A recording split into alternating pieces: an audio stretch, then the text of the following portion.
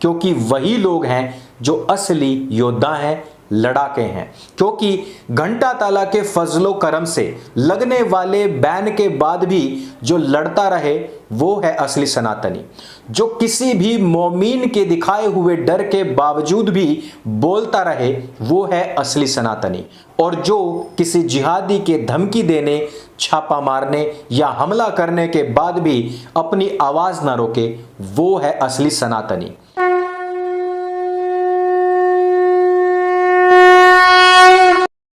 नमस्ते दोस्तों, आप सबका एक बार फिर से स्वागत है आपके अपने YouTube चैनल सत्य सनातन में। आज हम बात करने वाले हैं 1000 तालिबानियों की हूरगति के विषय में। दोस्तों, आपको भी पता है कि अफगानिस्तान में लगातार टकराव की स्थिति है।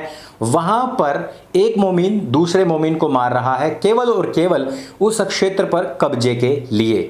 लेकिन आपने देखा होगा कि भारतीय मुसलमान इसको किस तरीके से प्रस्तुत कर रहे हैं।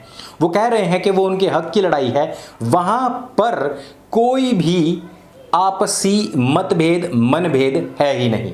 एक्चुअली मतभेद मनभेद या फिर विक्टिम कार्ड वहीं पर खेला जाता है जहां पर एक पक्ष गैर मुस्लिम हो। अफगानिस्तान में जो लड़ाई चल रही है इसमें दोनों ही पक्ष नमाजी हैं, दोनों ही पक्ष मोहम्मदीन हैं और दोनों ही पक्ष कुरानी हैं।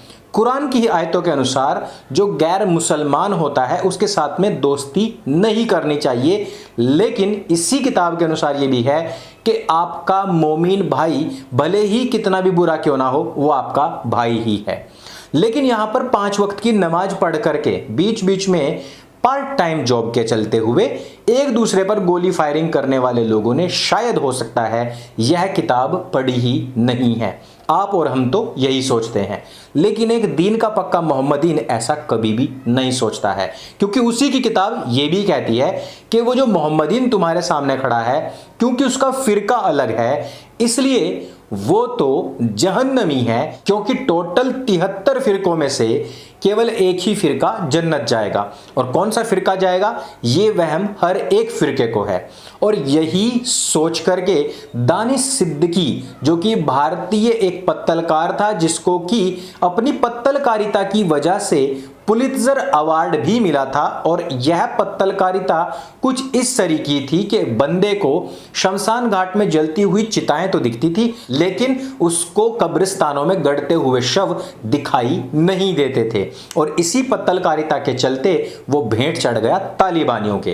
तालिबानियों ने पहले चेक किया कि ये कौन है, उसका नाम देखा और जब जान गए कि ये भारतीय है, सिद्दीकी है, ये दूसरे फिरके का है, यह देखते ही उसको गोलियों से भून दिया गया। अब आप कहेंगे कि अंकुर भाई ये तो अपनी ही बात को काटने वाली 3-4 बातें आपने बता दी हैं और कह रहे हो कि ये एक दीनी ईमान की किताब में लिखा हुआ है, तो हम किसको सच माने? तो मैं कहूंगा कि आप सच केवल अपनी किताब को मानिए जिसमें इनको मलेच्छ कहा गया है, मोह और मद का जनक कहा गया है, और यहीं से सारी की सारी बुराइयां निकलती हैं और ये केवल और केवल धरती के राक्षस हैं, मलेच्छ हैं, इसको समाप्त करने के लिए आए हुए हैं। आपको भी पता है कि दानिश सिद्दीकी की मौत के बाद में एक भी मोमीन ने किसी भी अफगानी, किसी भी तालिबानी के खिलाफ एक जूता तक नहीं फेंका। और ये वही भारतीय मुसलमान हैं जो कहीं दूर दराज के देश में किसी मोमीन को उनके द्वारा किए हुए अत्याचारों के बाद में यदि उनको घर से भी निकाल दिया जाए तो भारत में अमर जवान ज्योति तोड़ देते हैं। अब आप समझ ही गए होंगे कि इन मोह और मद के वंशजों की सोच क्या है, विचारधारा क्या है। लेकिन समस्या ये नहीं है। हमारे पत्तलकारिता खेमे में एक दूसरी ही समस्या चिंता का विषय बनी हुई है, और वो ये है कि लगातार आने वाली तालिबानियों की हूरगति की खबर इन लोगों को चिंता में डाल रही है। जन्नत से एक फोटो आया है, जरा इसको देखिए। इसमें ये जो पेंगुइन्स आपको दिखाई दे रही हैं ये एक्चुअल में पेंगुइन्स नहीं हैं, ये जन्नत की हूरें हैं। जी हाँ, इन्होंने काला लबादा ओढ़ रखा है और ये नहा रही हैं। इसका कारण क्या है? क्योंकि इनको ओवर टाइम करना पड़ रहा है, 3-3 शिफ्टों में काम करना पड़ रहा है, क्योंकि जन्नत के अंदर हूरों की लगातार कमी होती जा रही है। हमारे भारतवर्ष में लिब्रांडू गैंग जो भारतवर्ष में पनप रहा लगातार इस्लामिक पत्तलकारिता गिरोह है, चिंता उनके माथे पर देखी जा सकती है। बहुत सारी पत्तलकाराएं आजकल इस तैयारी में हैं कि वो भी वहां पर जाकर के तालिबानियों का मनोरंजन करने के लिए तैयार हैं, बशर्ते उनको कोई ऐसा बम बांध दे जिससे कि उनकी लैंडिंग सीधे ही जन्नत में हो जाए। अभी तक ऐसी कोई लॉन्चिंग पद्धति मदरसे का मौलाना निकाल नहीं पाया जिससे कि सुरक्षित अंगों के साथ में सीधे हूरों के बगीचे में लैंडिंग कराई जा सके। इस पर अभी रिसर्च कार्य चल रहा है और इसमें सबसे महती भूमिका अदा कर रहे हैं भारतीय मोमीन और कराची वुड के कुछ नामी गिरामी लोग। दोस्तों, ये तो आप भी जानते हैं कि भारतवर्ष में गैर मुस्लिम समुदाय सबसे बड़ा है, लेकिन गैर मुस्लिम समुदाय की बुद्धिहीनता की वजह से ही ये इस्लामिक लोग अपने कल्चर को उन पर थोप करके उनके अंदर प्लांट करने का कार्य आजकल कर रहे हैं। आपने देखा भी होगा कि बहुत सारी हिंदू लड़कियों को बहला करके फुसला करके उनको कन्वर्ट कर लिया जाता है। यहां पर हमने आप लोगों को बताया किस प्रकार से भारतवर्ष में रहने वाले लोग जो भारतीय लोगों के साथ में पहले लड़ते हैं, झगड़ते हैं, साबरमती एक्सप्रेस जलाते हैं, मेरठ में दंगा पैदा करते हैं, मुजफ्फरनगर में दंगे की शुरुआत करते हैं, भागलपुर करते हैं, या फिर भारतवर्ष में जितने भी दंगे हुए हैं उनकी जड़ में जाकर के देखिए शुरुआत वही करते हैं। लेकिन जैसे ही उसका प्रत्युत्तर देने के लिए कोई भी खड़ा होता है उसको मारने पीटने लग जाते हैं, उसका मामला सुप्रीम कोर्ट में ले जाते हैं, उस मामले को यूएनओ में उठाते हैं। लेकिन कभी आपने देखा कि भारतीय मुसलमानों की हत्या जो यूएई में हुई, जो सऊदी अरेबिया में हुई, या फिर अफगानिस्तान या पाकिस्तान में हुई, या बांग्लादेश के अंदर हुई, क्या आपने कभी इन विषयों को भारतवर्ष में उठते हुए देखा है?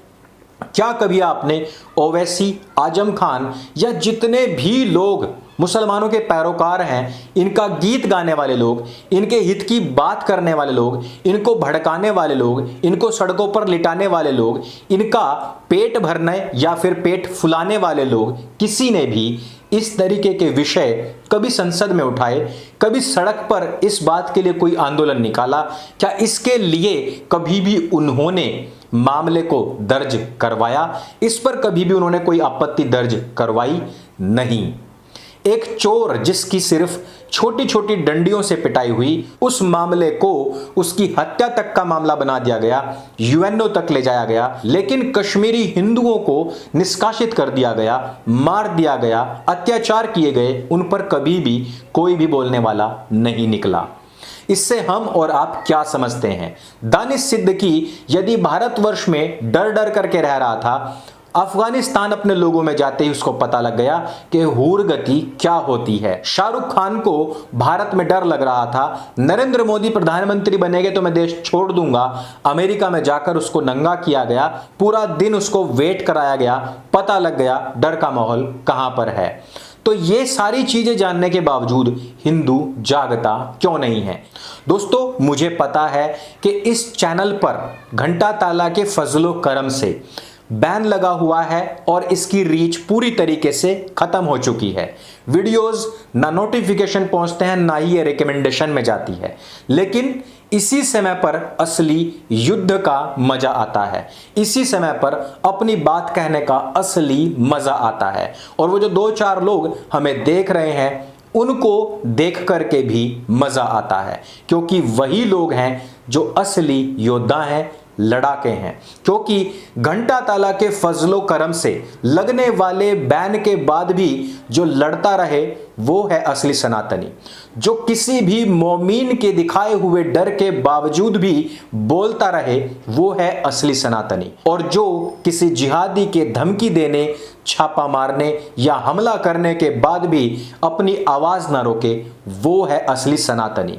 तो मैं बार बार यही कहता रहूंगा, किसी की प्रतीक्षा ना कीजिए, अपने घर की सफाई खुद कीजिए। इस तरीके के दोगलेपनों पर आवाज उठाते रहिए, अपने समाज को अवेयर करते रहिए। मैं आपको हथियार लेकर निकलने के लिए नहीं बोलता, लेकिन कम से कम हमारे लोगों को ये तो पता हो कि हमारा असली दुश्मन है कौन, वो लोग आखिर हैं कौन जो हमें बदनाम भी करते हैं और बर्बाद भी करते हैं।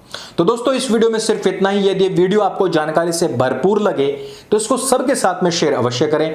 मेरे कम कहे को ज्यादा समझें। मेरे संग बोली सत्य सनातन वैदिक धर्म की जय।